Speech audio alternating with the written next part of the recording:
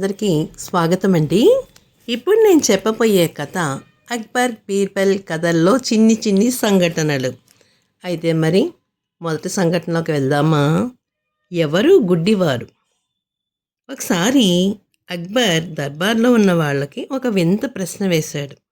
మన పట్టణంలో గుడ్డివాళ్ళు ఎక్కువ మంది ఉన్నారా, లేక మంచివాళ్ళు ఎక్కువ మంది ఉన్నారా అని సభలో అడిగారు. వాళ్ళంతా కూడా మంచివాళ్ళే ప్రభు అని సమాధానం చెప్పారు. బీర్బల్ మాత్రం మన పట్టణంలో గుడ్డివాళ్ళు ఎక్కువ మంది ఉన్నారు ప్రభు, మన పట్టణంలో కాదు ఈ ప్రపంచంలోనే గుడ్డివాళ్ళు ఎక్కువ అని సమాధానం ఇచ్చాడు.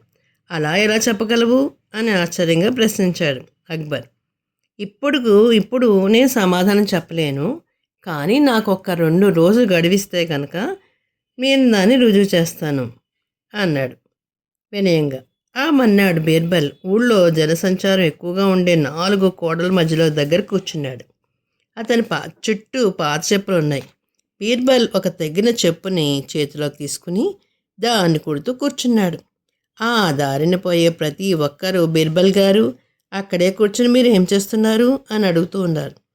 అలా అడిగిన ప్రతిసారి ఒక్కొక్కరి పేరు చిరునామా బీర్బల్ పక్కనే కూర్చున్నాడు. ఆయన ఒక మనిషిని అక్కడ పెట్టాడనమాట, రాయమన్నాడు. అందరి పేర్లు రాసుకుంటూ వచ్చారు. ఏంటి అతను ఏం చేస్తున్నాడు అనేది అందరికీ తెలుసు, అది ఎందుకు చేస్తున్నాడని కూడా తెలుసు. కానీ ప్రతి ఒక్కళ్ళు మీరు ఏం చేస్తున్నారని ప్రశ్న వేసేసరికి ఒక పెద్ద లిస్టు తయారైంది అక్కడ. ఏమిటి బీర్బల్ ఏం చేస్తున్నావు అని అక్బర్ బాద్షా కూడా అడిగారు. అప్పుడు ఆయన పేరు కూడా అక్కడ కూర్చున్న వ్యక్తి రాస్తాడు. మన్నాడు మామూలుగా బీర్బల్ ఏం చేశారంటే దర్బార్కి వెళ్ళాడు. ప్రభు, పట్టణంలో కొంతమంది గుడ్డివారి జాబితాని తయారు చేశాను చూడండి అంటూ తాను చెప్పులు కుడుతున్నప్పుడు ఏం చేస్తున్నారు అని అడిగిన వాళ్ళ పేర్లంతా కూడా అక్బర్కి ఇచ్చాడు. అక్బర్ అందులో పేర్లన్నీ చూశాడు. చివరగా తన పేరు కూడా అందులో ఉండడం చూశాడు. బీర్బల్, ఏమిటిది, ఇందులో నా పేరు కూడా ఉందేమిటి అని కాస్త కోపంగా అడిగాడు. అందుకు నన్ను మీరు మన్నించాలి, నేను నిన్న పట్టణ కూడల్లో కూర్చుని చెప్పులు కుట్టుకుంటూ ఉంటే కూడా చూసి ఏం చేస్తున్నారు అని అడిగారు.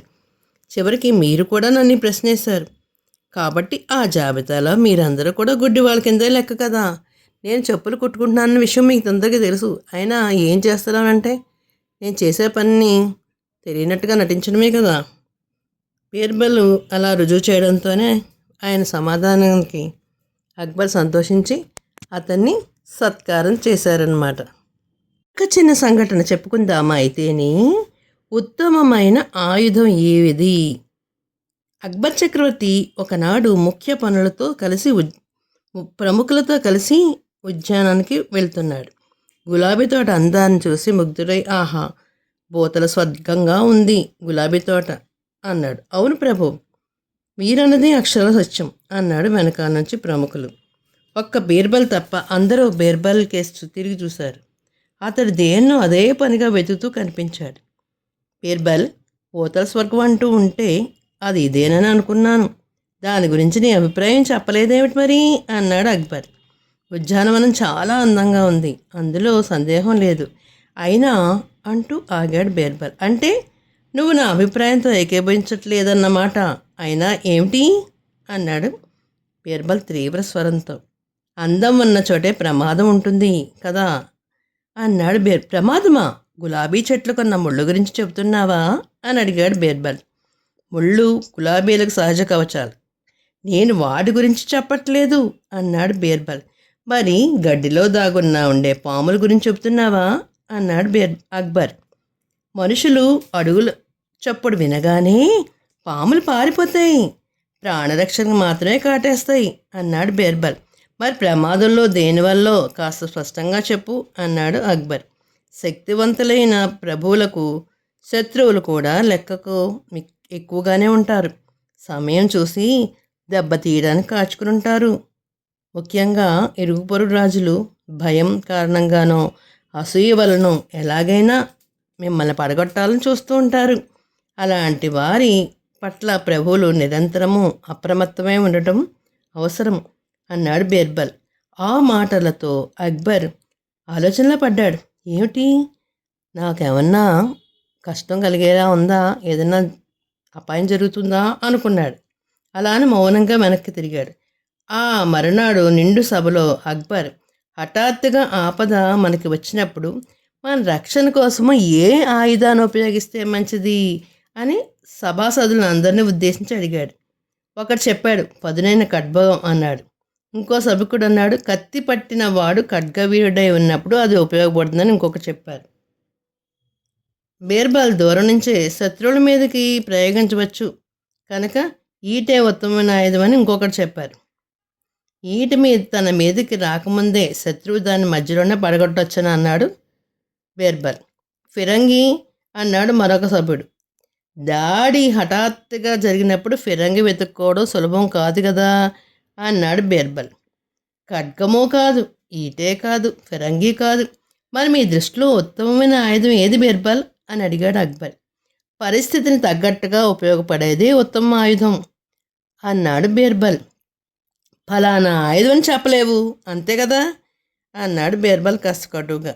సమయస్ఫూర్తితో ఆలోచించగల వ్యక్తికి ఎలాంటి కష్టం పరిస్థితుల్లోనైనా సరే ఉత్తమ ఆయుధం అందుబాటులో ఉంటుంది ప్రభు అన్నాడు బీర్బల్ నెమ్మదిగా. అసంభవం అన్నాడు అక్బర్ ఆగ్రహంతో. సభకులు లోపల అందరూ నవ్వుకున్నారు. ఏంటి వీళ్ళిద్దరు ఇలా దెబ్బలాడుకుంటున్నారని. సమయం వచ్చినప్పుడు నా మాటలో నిజాన్ని మీరే గ్రహిస్తారు ప్రభు అన్నాడు బీర్బల్ వినయంగా. మరునాడు ఉదయం అక్బర్ చక్రవర్తి బీర్బల్తో సహా కొందరు ముఖ్యమైన వ్యక్తులతో కలిసి విహారానికి బయలుదేరి వెళ్ళారు. అక్కడ వకుళా నదీ తీరం సమీపిస్తుండగా ఏమిటో కేకలు వినిపించాయి. కొందరు అటుగా రావడం కనిపించింది. చక్రవర్తిని చూసి ఆగకుండా ప్రాణభీతితో పరుగులు తీస్తున్నారు. ఆఖరికి ఒక నాపి, ఏంటి కారణం ఏమిటి? రాజభవన్లో ఒక ఏనుగు మదమెక్కి గొలుసులు తెంపుకొని నానా బేవసు సృష్టిస్తుంది. అది ఇటువైపే వస్తుంది, పారిపోండి పారిపోండి అంటూ వాడు వెళ్ళిపోయాడు. వాడు వెళ్ళగానే ఈ ఏనుగు మెళ్ళో ఉన్న గంట శబ్దం వస్తుంది. దాని అరుపు వినిపిస్తుంది. అక్బర్ చెయ్యి మొలలో వేలాడుతున్న కత్తి వీడి మీదకి వెళ్ళింది. తక్కిన వాళ్ళందరూ కూడా కత్తి దుయ్యడానికి అందరూ రెడీగా ఉన్నారు. అయినా ఆ ఏనుగు కత్తితో ఎదుర్కోలేమని వాళ్ళందరికీ తెలుసు. అక్కడి నుండి పారిపోవడం ఒకటే తరుణాపాయమైన చక్రవర్తిని వదిలి వెళ్ళడానికి ఎవరికీ ధైర్యం సరిపోలేదు. చక్రవర్తి అక్కడి నుంచి వెనుదిరిగేలా లేడు. అందరూ బిక్కమొహాలతో బీర్బల్ కేసి చూశారు. అయితే బీర్బల్ ఏనుగు వస్తున్న దిక్కు వైపు కూడా చూడకుండా చూడలేదు. అతని చూపులు అక్కడెక్కడో నీరెండలో గోడ మీద కళ్ళు మూసుకుని పడుకుని ఉన్న పిల్లి మీద పడ్డాయి. పిల్లిని చూశాడు బీర్బల్. బీర్బల్ అడుగు మీద అడుగు వేసుకుంటూ వెళ్ళి పిల్లిని పట్టుకుని విడిపించడానికి పిల్లి ప్రయత్నిస్తుంది. అయినా అంతలో ఏనుగు దగ్గర రావడంతో పిల్లిని ఏనుగు వీపు మీద పడేలా గురి చూసి విసిరాడు. పిల్లి తలకిందులుగా ఎగురుతూ వెళ్ళి ఏనుగు వీపు మీద 4 కాళ్ళతో ధబీమని పడింది. భయంతో ఏనుగు వీపును గోడతో గిచ్చడం మొదలుపెట్టింది. ఏనుగు అలాగే నిలబడి కోపంతో పిల్లిని పట్టుకోవడానికి తొండాన్ని సాచించింది. పెద్దదిగా చేసుకుంది తొండాన్ని. దానిని గమనించిన పిల్లి వెంటనే కిందకి దిగి పారిపోసాగింది. ఏనుగు దాని వెంట తరుముకుంటూ పరిగెత్తింది. అయినా పిల్లి దానికి చిక్కకుండా దాపులున్న పొదలోకి వెళ్ళిపోయింది. గండం తప్పిందనుకుని అక్కడ వాళ్ళందరూ ఊపిరి పీల్చుకున్నారు. బీర్బల్, నీ సమయస్ఫూర్తికి జోహార్లు. మొదపుటి ఏనుగును తరమడానికి ఒక పిల్లిని ఉపయోగించిన నీ తెలివితేటలో అమోఘం. ఉత్తమ ఆయుధం అన్నది పరిస్థితులు బట్టి ఉంటుందని నీ అభిప్రాయంతో పూర్తిగా నేను ఏకీభవిస్తున్నాను. నువ్వు నిజంగా చెప్పిందంతా కరెక్టే. ఏ సమయాన్ని ఏది ఉపయోగించాలన్నది అది మనలో ఉన్న విజ్ఞతను బట్టి వస్తుంది. మన ఆలోచనలు బట్టి అది మనం చేయొచ్చు. అంతేగాని మనకి వచ్చే పరిస్థితులను బట్టి మనం ఎదుర్కోవాలని నువ్వు బాగా వివరించావు అని బీర్బల్ని చక్కగా అభినందించి కొంత అన్నీ కూడా ఇచ్చారనమాట. బహుమతులే ప్రదానం ఇచ్చారు బీర్బల్కి. ఒక చిన్న సంఘటన, ఇక్కడైనా హాయిగా నిద్రపో. అమలాపురం అనే ఊళ్ళో సూరయ్య అనే వ్యక్తి ఉండేవాడు. అతను బాగా పిసినాతనంతో ఉన్నాడు. ఎంతో ఐశ్వర్యం ఉన్నప్పటికీ తను తినకుండా ఇతరులకు పెట్టకుండా పీనా సూరయ్య అనే పేరు కూడా తెచ్చుకున్నాడు. సూరయ్య ఒట్టి పిసినారన్న సంగతి ఊళ్ళో అందరికీ తెలుసు. ఏ కొంచెమైనా సాయం చేయకపోతాడా అన్న ఆశతో అతని దగ్గరికి చాలామంది వచ్చేవారు. సాయం చేయమని అడిగేవారు. అయినా అతని మనసు కరిగేది కాదు. సూరయ్య ఏవో సాకులు చెప్పి పంపించేసేవాడు కానీ గట్టి పరకంత సాయం కూడా చేసేవాడు కాదు. ప్రతిరోజు ఆ సాయం చెయ్యి ఆ సాయం చెయ్యి ఆ సాయం చెయ్యని చెయ్యి అంటూ బంధువులు ఊళ్ళో వాళ్ళందరూ కూడా ఎక్కువగా సూరయ్య దగ్గరికి రావడంతో ఆలోచనలో పడ్డాడు. ఎలాగైనా సరే వీళ్ళందరినీ పోరు వదిలించుకోవాలనుకున్నాడు.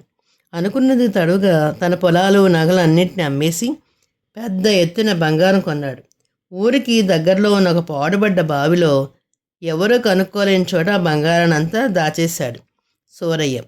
ప్రతిరోజు ఉదయం పూట లేచి తన బంగారు పాత్రను చూసుకోవడానికి కోసం ఎవరికీ తెలియకుండా పాడుపట్ట బావి దగ్గరికి వచ్చి తనివితేరా చూసుకుని వెళ్తూ ఉండేవాడు. అలా కొంచెం కాలం గడిచిపోయింది. అయితే ప్రతిరోజు సూరయ్య ఆ పాడుబడ్డ బావి దగ్గరికి వెళ్తూ వస్తున్న ఒక దొంగ గమనించాడు. రహస్యంగా సూర్యను కూడా అనుసరించాడు. బంగారు పాత్ర ఉన్న ప్రాంతాన్ని కనుక్కున్నాడు. అయితే మరుసటి రోజు గుట్టు చప్పుడు కాకుండా వచ్చి బావిలో సూరయ్య బంగారు పాత్రను తీసుకుని వెళ్ళిపోయాడు. రోజులాగే ఆ రోజు కూడా సూరయ్య పాడుపడ్డ బావి దగ్గరకు వచ్చాడు. ఆ బంగారు పాత్ర ఉన్న ప్రాంతాన్ని చూడగానే అతని గుండె చెరువైంది. పాత్రలో ఉండాల్సిన చోటు ఖాళీ కనపడింది. అంతే, అతని గుండె బద్దలైనంత పని అయింది. తను కష్టపడి సంపాదించి కూడబెట్టిన బంగారాన్ని అంతా ఎవరో పట్టుకుపోయారు అని ఏడ్చాడు. ఆ దొంగ పట్టుకుపోయాడనమాట. నోరు బాదుకుంటూ ఊరు బయటకు వచ్చి ఒక చెట్టు మొదట్లో ఏడుస్తూ కూలబడ్డాడు. అప్పుడు ఆ దారిని వెళ్తున్న ఆ ఊర్లో ఒక ముసలాయన సూరయ్యను చూసి, ఏమిటి విశేషం, ఏమిటి, ఎందుకలా ఏడుస్తున్నావు అని ప్రశ్నించారు. అంతే, జరిగిన విషయానంతా పోసకొట్టి చెప్పాడు సూరయ్య. అంతా విన్న ముసలాయనకు, ఎందుకు ఏడుస్తున్నావు? ఆ బంగారు నీ దగ్గర ఉన్నప్పుడు నువ్వు ఏమైనా అనిపించావా? నువ్వు ఏనాడో అనిపించరు. ఆ ఐశ్వర్యం పోయిందని ఎందుకు ఏడడం? ఆ బంగారు నీ దగ్గర ఉన్నా లేకపోయినా ఒకటే. నువ్వు అనిపించలేని ఐశ్వర్యాన్ని నీకెందుకు చెప్పు? పైగా ఆ ఐశ్వర్యాన్ని కాపాడుకోవడానికి ఎన్ని అవస్థలు పడ్డావు. అది కాస్త ఇప్పుడు పోయింది. నీ బాధ విరగడైపోయింది. ఇకనైనా హాయిగా నిద్రపో అంటూ మాటలు చెప్పాడు. దాంతో చేసేదేం లేక ఏడుపు మానేసిన సూరయ్య నిజమే కదా అనుకుంటూ ఇంటికి నడుచుకుంటూ వెళ్ళిపోయాడు. కాబట్టి పిల్లలు ఎంత సంపద ఉన్నప్పటికీ కూడా అనుభవించలేకపోతే అది వృధా అని, అలాగే పిసినార్తనంతో అనేక సమస్యలు కూడా కారణం అవుతాయని కథ ద్వారా మనం తెలుసుకుంటున్నాం. మరి అయితే చూసారా మరి కథలు ఎలా ఉన్నాయి? తెలుగువారి దీపకాంతికి లైక్ చేసి, షేర్ చేసి, సబ్స్క్రైబ్ చేసి కామెంట్ రూపంలో పెట్టండి మరి.